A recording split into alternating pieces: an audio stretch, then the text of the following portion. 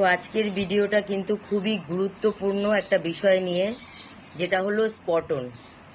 তো এই স্পটনটা দেওয়া হয় সাধারণত ওদের ফ্লি, টিক্স, নানা রকম পোকার জন্যে এই স্পটনটা ব্যবহার করা হয়। আর এই ফ্লি, টিক্সের জন্য কিন্তু আমাদের বিল্লু বাচ্চার হয় একটা মারাত্মক রোগ, যেটার নাম হলো হিমোপোটোজোয়া। এই হিমোপোটোজোয়া রোগটা কিন্তু ছোট একটা পোকার জন্য হয়, কিন্তু রোগটা কিন্তু খুবই ভয়ঙ্কর। তো এই রোগটা হলে কিন্তু পেশেন্ট বাঁচে না, আর যদিও বাঁচে তার কিন্তু শরীরের কোনো একটা অঙ্গ প্রত্যঙ্গ কিন্তু সেটা কিন্তু নষ্ট হয়ে যায়। যেরকম দেখাবো আমার কাঠবিড়ালির এই হিমোপোটোজোয়াটা হয়েছিল, কিন্তু সে বেঁচেছে, কিন্তু তার মানে সেই সময় যখন হয়েছিল ট্রিটমেন্ট চলাকালীন তার কিন্তু চোখে ছানি পড়ে গেছিল, মানে সে অন্ধ হয়ে গেছিল, আর প্লাস সে হাঁটতে পারতো না, সে প্যারালাইসিস হয়ে গেছিল। তো এই হিমোপোটোজোয়া রোগটা খুবই মারাত্মক। তো যার জন্য আমাদের বিল্লু বাচ্চাদের অন্তত 3 মাস অন্তর এই স্পটনটা কিন্তু ব্যবহার করা খুবই জরুরি। আর আগে আমি ভিডিওতে স্পটন ইউজ করা আমি দেখিয়েছিলাম। এই স্পটনটা সাধারণত ঘাড়ের মানে মাথা থেকে মাথার একটু নিচে ঘাড়ে ইউজ করতে হয়। আর এটা এমন জায়গায় ইউজ করতে হবে যাতে তারা জিভ দিয়ে না চাটে। আর স্পটনটা ইউজ করার 2 থেকে 3 দিন কিন্তু ওদের স্নান করানো যাবে না, বা গায়ে জল লাগানো যাবে না, বা কোম দিয়ে আঁচড়ানো যাবে না। এই ধরনের কোম বা কোনো রকম কোম দিয়ে কিন্তু স্পটনটা ব্যবহার করার পর কিন্তু ওদের 3 দিন মতন আঁচড়ানো যাবে না, আর স্নান করানো যাবে না। যদি স্নান করানো খুবই দরকার হয় তাহলে কিন্তু স্পটন লাগানোর আগে স্নানটা করিয়ে নিতে হবে, তারপর স্পটন লাগাতে হবে, কারণ স্পটন লাগানোর পর কিন্তু জল দেওয়া যাবে না। সাধারণত বিল্লু বাচ্চাদের খুব একটা স্নানের প্রয়োজন হয় না, খুব একটা প্রয়োজন না হলে তাদের গায়ে কাদামাটি না লাগলে, কারণ তারা এমনিতেই নিজেকে মানে দিনরাত তো তারা নিজেকে ক্লিন করেই রাখে। তো আমরা আমাদের এই বিল্লু বাচ্চাদের, আমাদের এই শখের বিল্লু বাচ্চাদের সুস্থ রাখতে মোট 3টে জিনিস খুবই কিন্তু জরুরি। একটা হলো ডিবর্মিং, দ্বিতীয় হলো এই স্পটন, আর 3 নম্বর হলো ওদের টাইম টু টাইম কিন্তু ভ্যাকসিন। এই 3টে জিনিস কিন্তু ওদের খুবই জরুরি। এই 3টে জিনিস যদি প্রপার ওদের করা থাকে তাহলে কিন্তু চট করে কোনো রোগ কিন্তু ওদের আক্রমণ করতে পারবে না। এই যেটা আমার কাঠবিড়ালি, এই কাঠবিড়ালির ফার্স্ট বার প্যানলিকুফিনিয়া হয়, সেকেন্ড বার হয় এই হিমোপোটোজোয়া, যে পোকার জন্য যে রোগটা হয়। তো 13-14 দিন কাঠবিড়ালি 2 বেলা করে স্লাইন চলেছে, কোনো খাবার দেওয়া যেত না, শুধু মেডিসিন আর স্লাইনের ওপরে ছিল। রিকভার তো হয়নি, কিন্তু হঠাৎ করে একদিন দেখলাম যে ও প্যারালাইসিস মতন হয়ে গেছে, আবার পরের দিন দেখছি ও অন্ধ হয়ে গেছে, মানে চোখে ছানি পড়ে গেছে। মানে এই সাধারণত এইটুকু ছোট একটা পোকার জন্য এটা কিন্তু অনেক বড় রোগের আকার ধারণ করে। কাঠবিড়ালি কিন্তু সুস্থ, কিন্তু ওর পিছনের পা দুটো কিন্তু ব্যালেন্স কম পায় এখনো। সেই ট্রিটমেন্টের পর এই ভিডিওগুলো আমি সমস্ত আমার পেজে আপলোড করেছিলাম। কাঠবিড়ালির হিমোপোটোজোয়া, কাঠবিড়ালি যে অন্ধ হয়ে গেছিল, প্যারালাইসিস হয়ে গেছিল, সেই সময়ের কিন্তু আমি সমস্ত ভিডিও পোস্ট করেছিলাম। আমার পেজের অনেকটা নিচের দিকে গেলে কাঠবিড়ালির সেই হিমোপোটোজোয়া রোগের সময়ের ভিডিও কিন্তু দেখা যাবে, যে ও অন্ধ হয়ে গেছে, ও অন্ধ হয়ে গিয়ে মানে ও চোখে কিছু দেখতে পাচ্ছে না, ও কিরকম করছে, প্যারালাইসিস হয়ে গেছে, হাঁটতে পারতো না, মানে পিছন দিকটা পুরো ঘষিয়ে হাঁটতো। তো এই সব কিছুই কিন্তু এই পোকার জন্য হয়।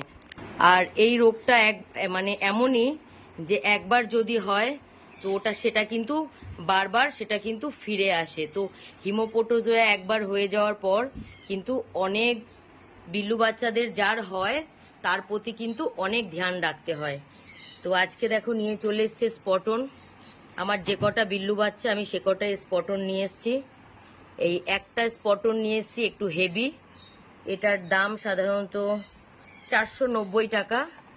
এইটা আমি দেব আমার বাইরে যে লাডো থাকে, এটা মিনুমাকেও দিয়েছিলাম, মিনুমা যেহেতু বাইরের বিড়াল, সেহেতু খুব ভালো স্পটন ওকে আমি দিয়েছিলাম। তো এইটা দেখো, লাডো বাইরে থাকে, তো লাডোর জন্য এই দামি স্পটনটা আমি নিয়ে এসেছি। আর বাদ বাকি এগুলো আমার ঘরে যারা থাকে, যারা একেবারেই বাইরে বেরোয় না, এই বাকি স্পটনগুলো কিন্তু তাদের জন্য। এই দেখো, আমি যেরকম কিরমির মেডিসিন খাওয়াই, সবার নাম লিখে রাখি, আর কোন ডেটে খাইয়েছি সেই ডেট লিখে রাখি, কিরমির ওষুধ, সেই রকম স্পটনও তাই। আমি কোন ডেটে ইউজ করছি স্পটনটা ওদের, আমি কিন্তু সেই ডেটটা লিখে রাখি, নাহলে তো মনে থাকবে না। দেখো, এটা আমি 7 তারিখে, এটা হচ্ছে মার্চ মাসে ব্যবহার করেছিলাম স্পটনটা। তো এটা হচ্ছে জুন মাস চলছে, তো এই জুন মাসে আবার ইউজ করব আমি স্পটনটা। আর স্পটন সাধারণত 3 মাস পরপরই ইউজ করা উচিত। তো আজকে ইউজ করব স্পটনগুলো। তো ইউজ করার পর আবার কিন্তু আজকের ডেট আর কাকে কাকে স্পটন দিচ্ছি আমি কিন্তু তার নাম লিখে রাখবো। দেখো, একটা স্পটন সাধারণত একটা ক্যাটের জন্যই, একটা স্পটন কিন্তু একটা ক্যাটেরই জন্যে। এই যে মাথাটা ঠিক এই ঘাড় বরাবর, খুব বেশি নিচে না, যেখানে ওদের জিভ পৌঁছায় না, ঠিক এই জায়গাটা। এই যে স্পটনটা কিন্তু স্কিনে দেওয়ার জন্য, এই যে সাদা রকম চামড়াটা দেখা যাচ্ছে, দাঁড়াও আর একটু ভালো করে একটু কম করে নেবে, নিয়ে মাথার ঠিক একটু নিচে এই যে ঘাড়ে এইরকম পশমটাকে কিন্তু সরিয়ে নিতে হবে। এই যে দেখতে পাচ্ছ সাদা চামড়াটা দেখা যাচ্ছে, মানে স্কিনটা দেখা যাচ্ছে, স্পটনটা কিন্তু স্কিনে ব্যবহার হবে, তবেই কিন্তু কাজ হবে। দেখাচ্ছি, এই যে মাথাটা, কাঠবিড়ালির মাথা, ঠিক মাথা থেকে একটুকুনি নিচে ঘাড়ে এরকম দুটো আঙ্গুল দিয়ে পশমটাকে কিন্তু সরিয়ে নিতে হবে। দেখো, এই যে সাদা লাইনটা দেখা যাচ্ছে, ওটা হলো কিন্তু স্কিন। স্পটনটা কিন্তু স্কিনে ব্যবহার করার জন্যই। পশমের ওপরে যদি স্পটনটা পড়ে তাহলে কিন্তু সেটা কাজ হয় না। তো এই যে এরকম সরিয়ে স্কিনটা যখনই বেরোবে, এই স্কিনে স্পটনটা কিন্তু দিতে হবে। দেওয়ার পর এরকম ভাবে মিলিয়ে দিতে হবে, এই যে এরকম ভাবে মিলিয়ে দিতে হবে। আমি স্পটন ব্যবহার করা আগে অনেক ভিডিওতে দেখিয়েছি, আমার পেজে আছে। এই স্পটনটা ব্যবহার করলে কিন্তু 3 দিন কিন্তু ওদের গায়ে কিন্তু জল লাগানো যাবে না, মানে স্নান করানো যাবে না। ওই যে বললাম, যদি প্রয়োজন হয় তাহলে তোমরা আগে স্নান করাতে পারো। সাধারণত বিল্লু বাচ্চাদের স্নান করানো খুব একটা প্রয়োজন হয় না, কারণ ওরা নিজেদের 24 ঘন্টাই ক্লিন করে রাখে। তো আমাদের এই শখের বিল্লু বাচ্চাগুলোকে সুস্থ রাখার জন্য 3টে জিনিস কিন্তু খুব ইম্পর্টেন্ট, খুব মানে ইম্পর্টেন্ট। এই সারা বছর এই 3টে জিনিস ঠিক নিয়ম মেনে করলে অনেক রোগী আক্রান্ত ওরা কিন্তু কম হয়। 1 নম্বর হলো ডিবর্মিং, আর ডিবর্মিং করার আগে অবশ্যই লিভার টনিক 5 দিন খাইয়েই ডিবর্মিং করতে হবে। আর 2য় নম্বর হলো এই স্পটন, আর 3য় নম্বর হলো ওদের vaccine, time to time vaccine. তো এই 3টে জিনিস করলে আপনার বিল্লু বাচ্চা কিন্তু বেশি সময় পর্যন্ত তারা সুস্থ থাকবে। তো আমার আজকের ভিডিওটা এই পর্যন্তই। আমার ভিডিও যদি তোমাদের ভালো লেগে থাকে, প্লিজ লাইক, কমেন্ট, শেয়ার করো, আর আমার চ্যানেলটাকে সাবস্ক্রাইব করে আমার পাশে থেকো। ভিডিওটা দেখার জন্য সবাইকে অনেক অনেক ধন্যবাদ।